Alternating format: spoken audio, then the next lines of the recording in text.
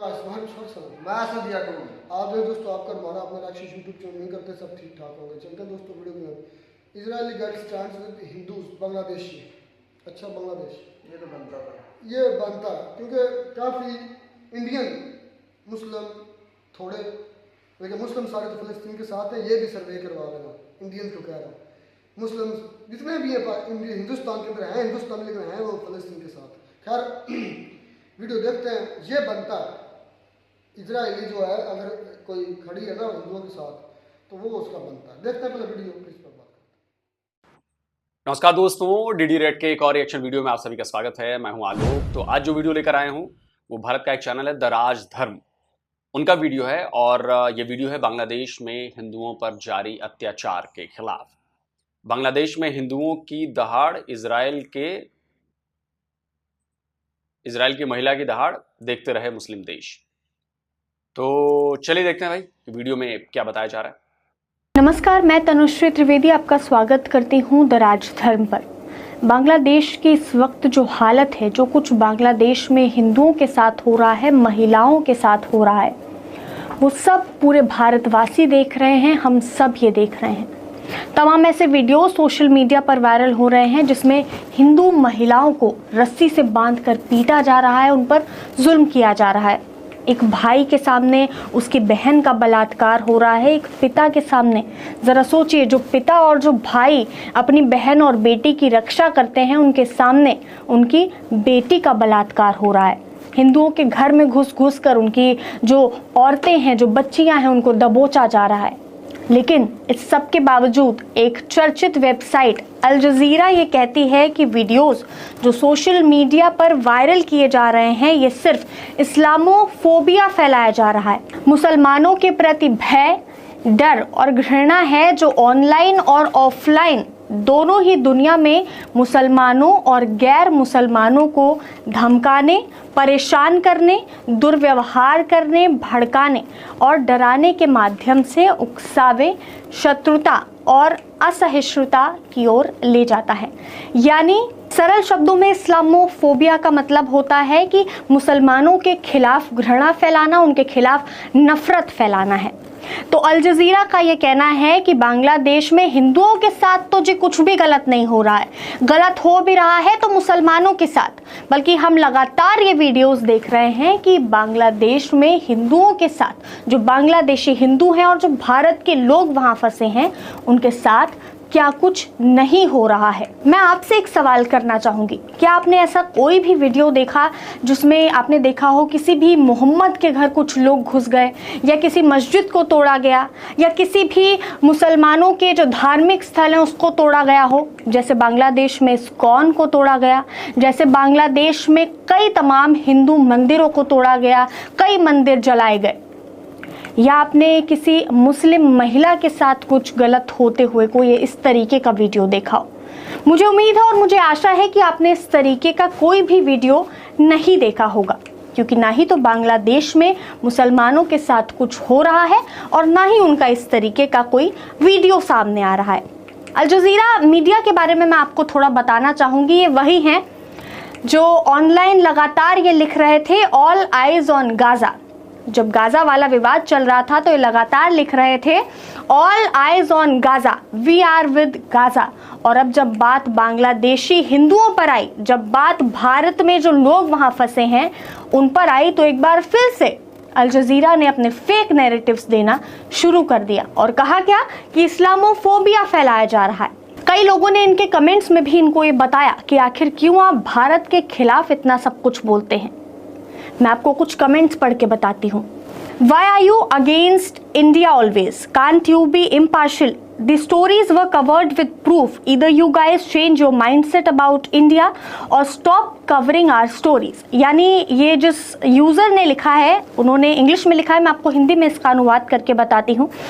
इन्होंने लिखा कि आप क्यों हमेशा इंडिया के खिलाफ रहते हैं? क्या आप कभी भी इम्पार्शियल हो सकते हैं? ये जो स्टोरियां अभी कवर हो रही हैं, इन सब के प्रूफ्स हैं। ये सारे वीडियो सोशल मीडिया पर वायरल हो रहे हैं। तो या फिर आप अपना माइंडसेट बदल लीजिए, और अगर आप ऐसा नहीं कर सकते हैं तो फिर आप इंडिया के बारे में जो स्टोरीज कवर कर रहे हैं वो करना बंद कर दीजिए। एक और यूजर ने कमेंट में लिखा कि stop your hatred to Hindus and India, यानी इंडिया और हिंदुओं के खिलाफ अपनी जो नफरत है उसको बंद करो। यानी ये जो नफरत की दुकान अल जजीरा की है और ये नफरत जो फैलाई जा रही है हिंदुओं के लिए, उसको वो बंद कर दे।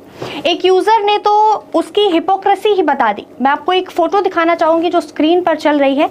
इसमें ये साफ दिख रहा है कि जब गाजा की बात थी तब किस तरीके से अल जजीरा तिलमिला रहा था, एकदम लड़खड़ा रहा था, और अब जब बांग्लादेश की बात आ गई, बांग्लादेश के हिंदुओं की बात आ गई, तो आप देख रहे हैं किस तरीके से उल्टा मुसलमानों को ही बचाया जा रहा है, किस तरीके से ये लिखा जा रहा है कि इस्लामोफोबिया फैलाया जा रहा है। खैर, अब मैं आपको बताना चाहूंगी एक इजराइल की पत्रकार के बारे में जिन्होंने बांग्लादेश।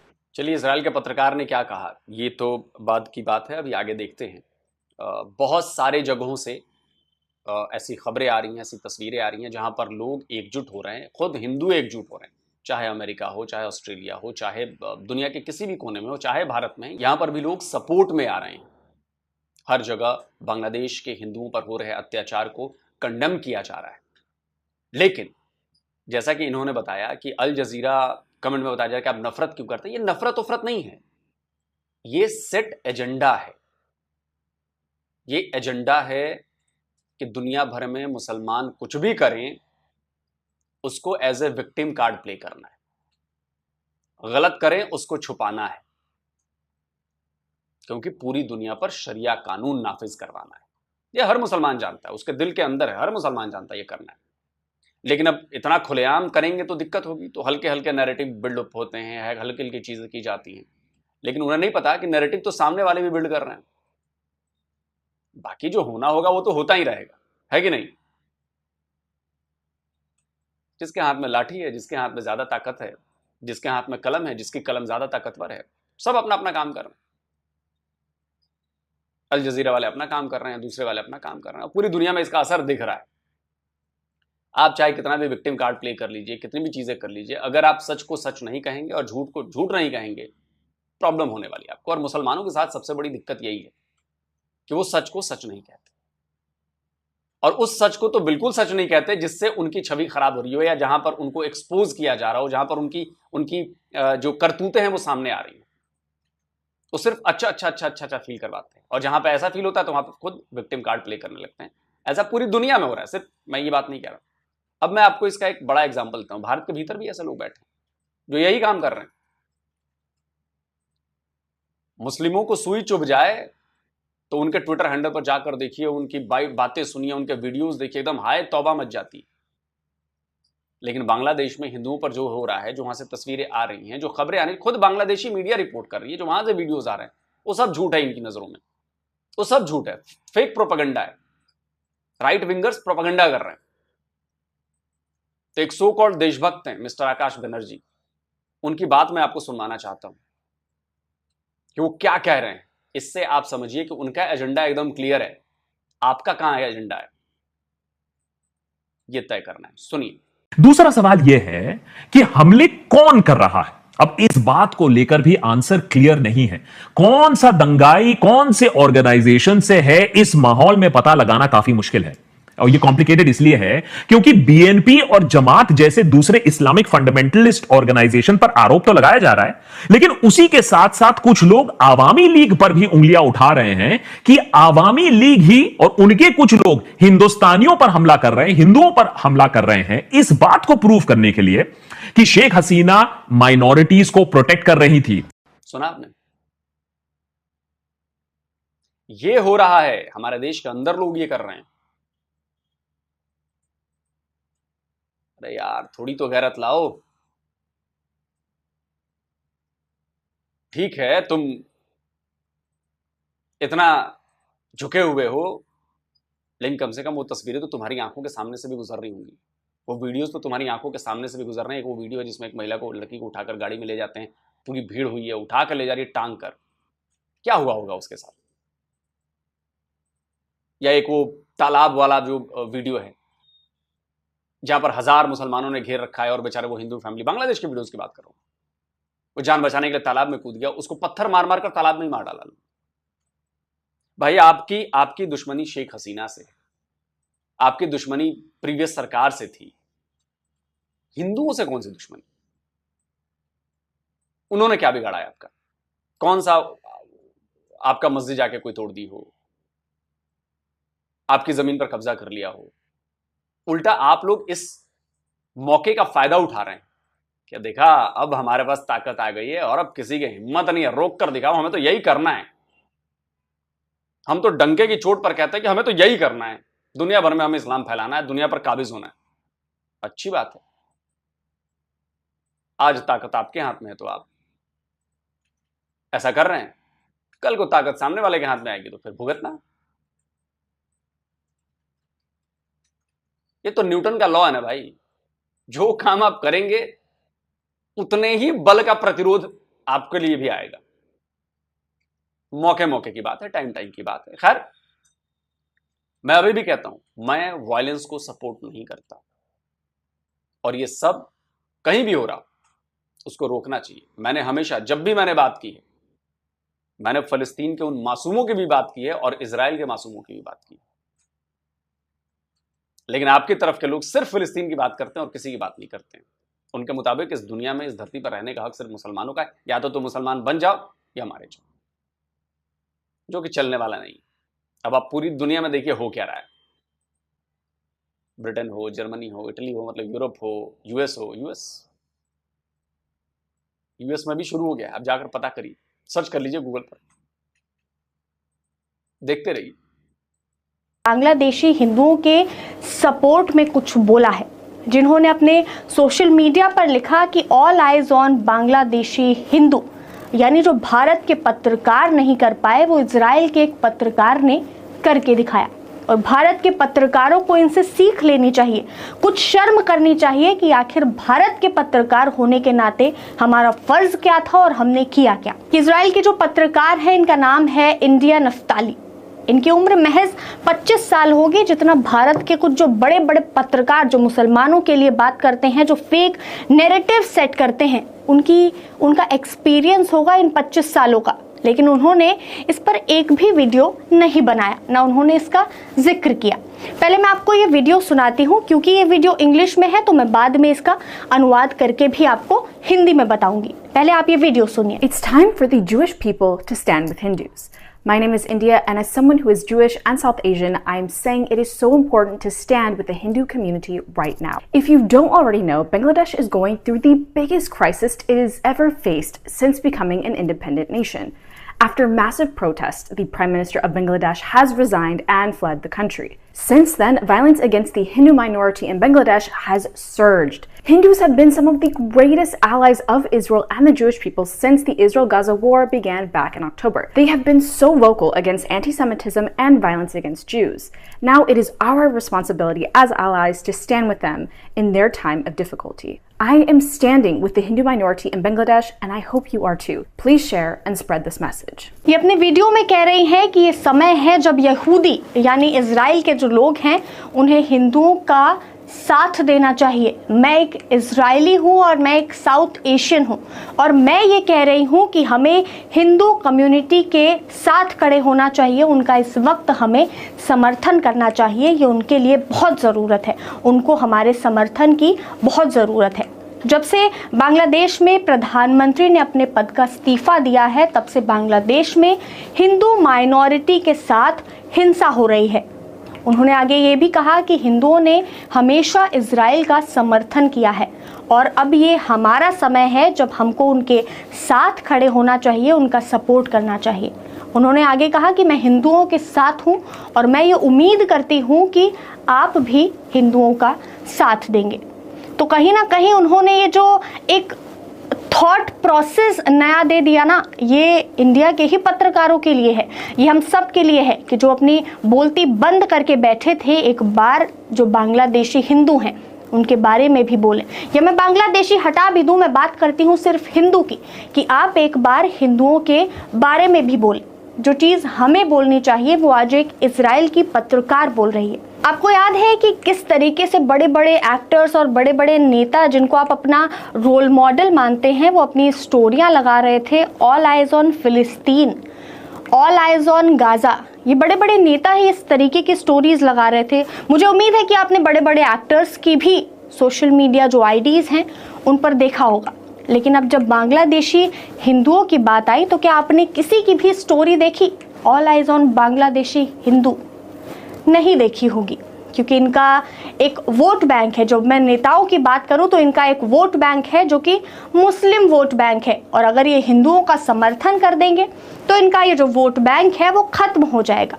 और अगर मैं बड़े बड़े एक्टर्स की बात करूं तो आप देखिए, जिनको आप अपना रोल मॉडल मानते हैं वो कितने डबल स्टैंडर्ड हैं। जहां पर मुसलमानों की बात आएगी वहां झंडे गाड़ देंगे, झंडे लेकर खड़े हो जाएंगे और लगातार ये बोलेंगे ऑल आइज ऑन फिलिस्तीन, ऑल आइज ऑन गाजा। लेकिन जब बात हिंदुओं की आती है तो कोई नहीं बोलता इस देश में कि भारत है जिसको एक सेक्युलर कंट्री माना जाता है, जिसको एक सेक्युलर देश कहा जाता है। लेकिन जरा देखिए कितना सेक्युलर है ये देश भारत, और कितने सेक्युलर हैं भारत के नेता, एक्टर्स और कुछ बड़े बड़े पत्रकार, जो जब हिंदुओं की बात आती है तो अपने मुंह में दही जमाकर बैठ जाते हैं। इनकी सच्चाई है कि अगर कुछ मुसलमानों के साथ होगा तब तो ये अपना सीना पीट पीट कर कहेंगे कि मुसलमानों के साथ अत्याचार हो रहा है, मुसलमानों के साथ गलत हो रहा है, वी स्टैंड विद बांग्लादेशी मुस्लिम। अगर बांग्लादेश में मुसलमानों के साथ कुछ होता तो इनकी स्टोरियां लगती वी स्टैंड विद बांग्लादेशी मुस्लिम।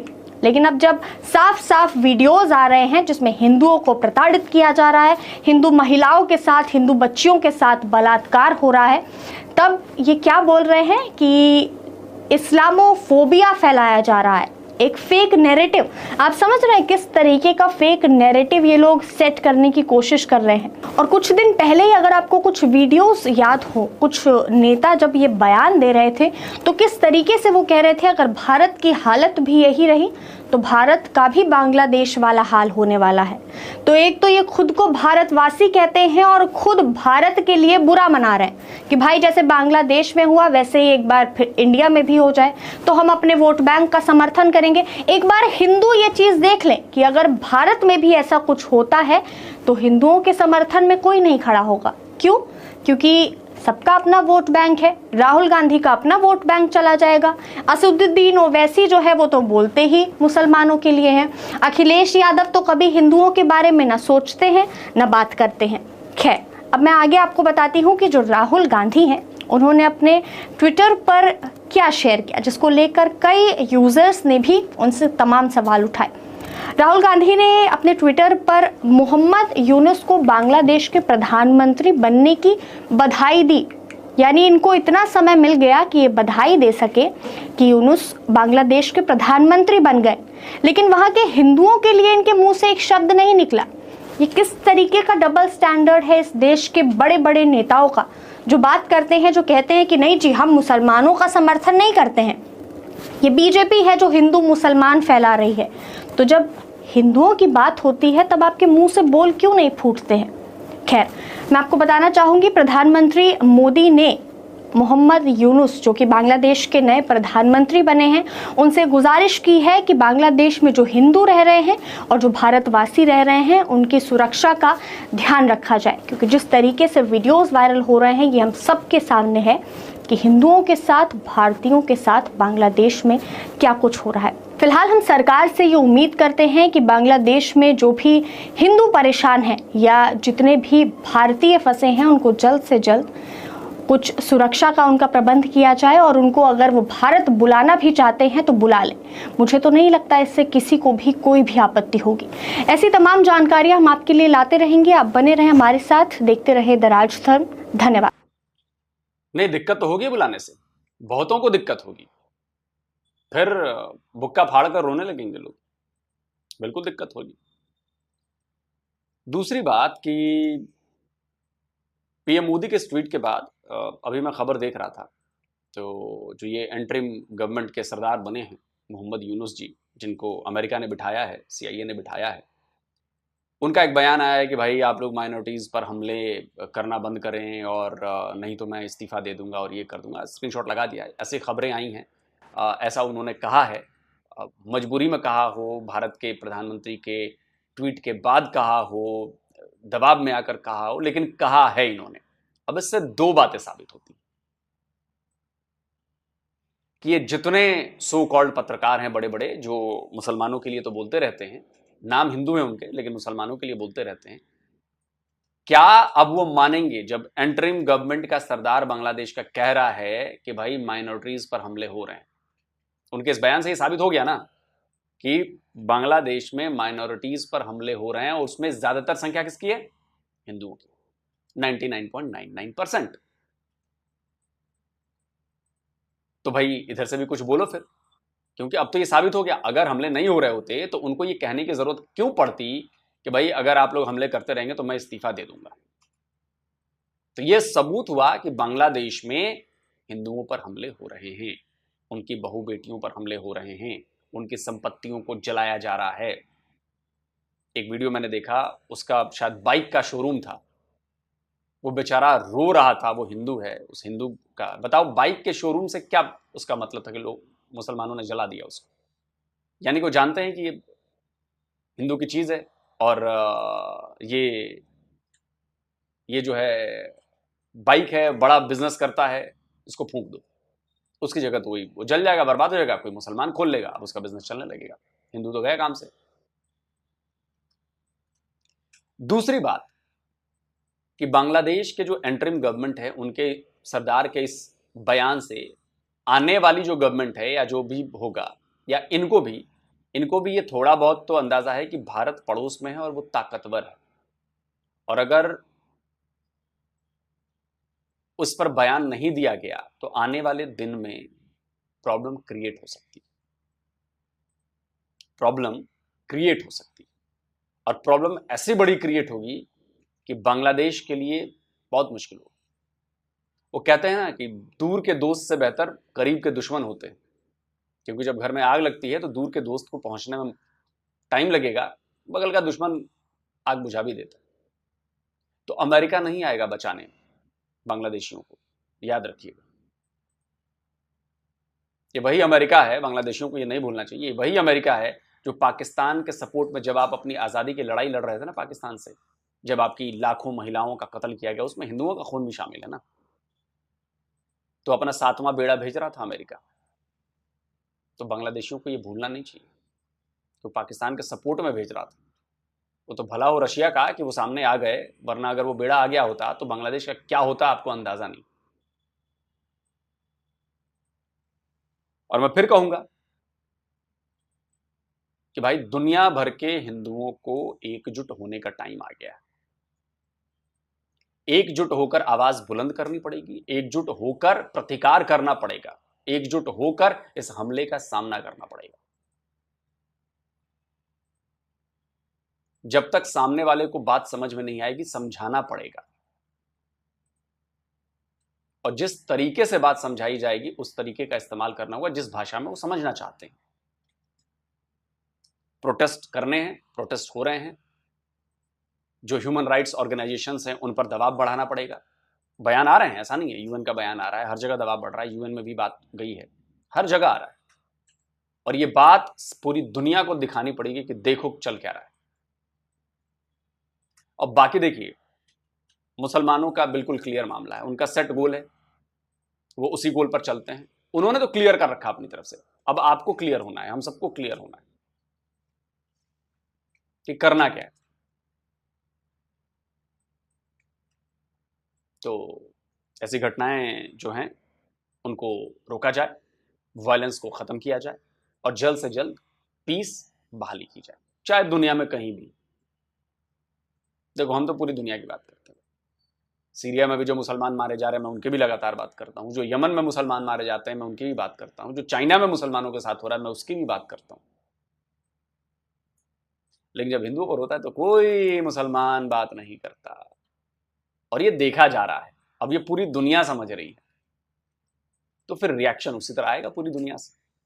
बाकी कमेंट करके आप बताएं वीडियो कैसा लगा। जल्दी मिलता हूं एक और नए वीडियो के साथ। नमस्कार, जय हिंद। तो जी दोस्तों वीडियो हो गई खत्म। लोग सर ने काफ़ी बातें की हैं और वो उस भाई की बात की है, उस भाई का मौक़िफ़ गलत नहीं है। लोग सर ने उसको कहा कि वो गलत बोल रहा है, वो उसका एक प्रिडिक्शन है किस्म की। ये प्रिडिक्शन तो मैं भी कर सकता हूँ कि यार देखें जो अवामी पार्टी है, सीना वाजिद की जो पार्टी है, वो जारी बात इधर से जा रही है, जा सकता है, कुछ भी हो सकता है, वो कुछ भी कर सकते हैं। जारी बात है उन्होंने खिलाफ करना है, उन्होंने ये जो एहतजाज हो रहा है उसको खिलाफ करना है। तो उसने एक सिर्फ अंदाज़ा लगाया, उसने कंफर्म नहीं कहा कि हो। उसने, मैं भी ये कह सकता हूँ हो सकता भी उसने भी करवाया हो ये दंगे, क्योंकि वो जो दो जमातों का नाम ले रहा था, इस्लामी जमातें थी, तो उन पर सिर्फ और सिर्फ आरोप है। तो अगर उन पर ये आरोप है तो साबित करने के लिए सबूत चाहिए। अगर तो सबूत है तो फिर उन्होंने बहुत ज़्यादा जुल्म किया, गलत किया। होंगे वो मुस्लिम ही, चाहे वो अवामी पार्टी सीना वाजिद की हो गई या दूसरी पार्टी से हो गए, जो क्या नाम उसका, तो ये दोनों सूरतों में है गलत। यार इसकी सबसे बड़ी मिसाल आप लेना, वो आदमी जो अगर पर्दा हुकूमत का है तो हिस्सेदार, अगर हिस्सा ही उसका, उसने आते ही ये स्टेटमेंट दिया है कि अगर आप चाहते हैं कि मैं आपकी हुकूमत के हिस्से में रहूँ, आपके मुल्क में मतलब कि उसने कहा है तो पहले ये दंगे रोको। उसने ये आते ही स्टेटमेंट दिए, उसने कहा अगर आप नहीं रुकेंगे तो मैं इस्तीफा दे दूंगा।